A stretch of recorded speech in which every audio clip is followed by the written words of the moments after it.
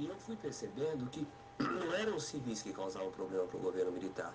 Hoje em dia está muito em uso a palavra ditadura civil-militar. Mas se você analisa as crises políticas, havia um livro que tinha acabado de sair, saiu enquanto eu estava pesquisando, chamado Estado e Oposição no Brasil, da Maria Helena Moreira Alves, que ela trabalha com a dinâmica entre ditadura e oposição. É um ótimo livro, mas não era a minha tese. A minha tese era que eu fui percebendo, pouco a pouco, ao analisar a história, a bibliografia que eu tinha lá, a minha exposição muito completa, eu fui percebendo que o problema todo era sempre resolvido no campo militar.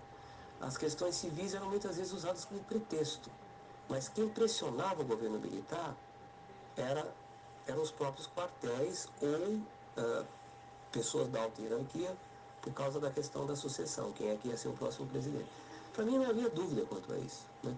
Por outro lado, eu concordava com o Fernando Henrique Cardoso, que tinha criticado uma análise do Cândido Mendes, dizendo que o Cândido Mendes ele fazia análise tão colada à conjuntura, que conforme a conjuntura mudava, ele abandonava completamente a análise que ele tinha feito. E o Fernando Henrique falou uma coisa que é fundamental, que era a dinâmica do governo militar foi criando estruturas de poder.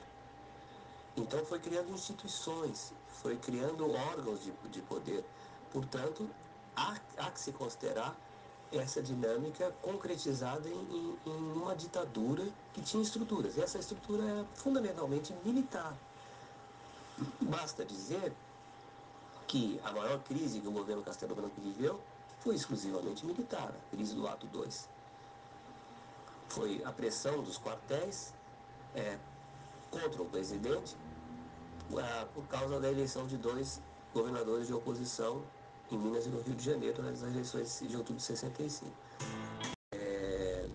Basta dizer também que a crise de 68, ela em grande medida foi uma crise provocada por processos subterrâneos do regime. E que em 69, com a doença do Costa e Silva, houve uma tremenda guerra interna nas Forças Armadas. E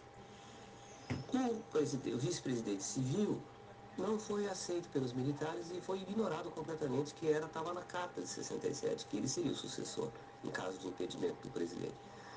Então eu sempre encarei com um espírito muito crítico essa história da ditadura civil-militar. Uma coisa é uma ditadura militar com apoio em setores significativos do mundo civil. Mas o mundo civil é muito heterogêneo. Há os estudantes, por exemplo, que são do mundo civil.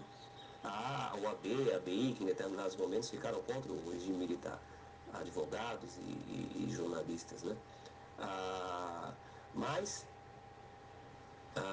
fundamentalmente, nós tivemos um regime que, ao contrário, por exemplo, do regime de Vargas, 37 e 45, o que caracteriza o regime do pós-64 é o fato de que quem mandava eram os militares e que órgãos militares ocuparam um papel que jamais ocupariam numa democracia.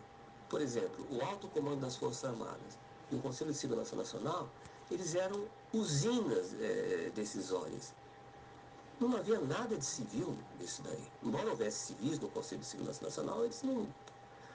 Na verdade, a opinião deles era muito menos importante do que a dos militares.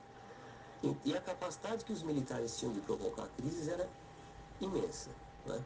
Durante todo o regime militar isso vigora. Depois é evidente que aí vão surgindo movimentos de oposição civil, o que de certa maneira confirma a ideia de que o mundo civil não pode ter apoiado em bloco o governo militar, porque quando surgem as greves operárias em 78, elas de certa maneira contrariam a ideia de que o movimento é civil-militar, porque elas são de oposição. Então a minha ideia, embora não tivesse esse termo civil-militar, o primeiro que usou esse termo foi o Marcelo Ribente, mas eu trabalhei, o subtítulo da minha tese do livro depois, é a dinâmica militar das crises políticas da ditadura.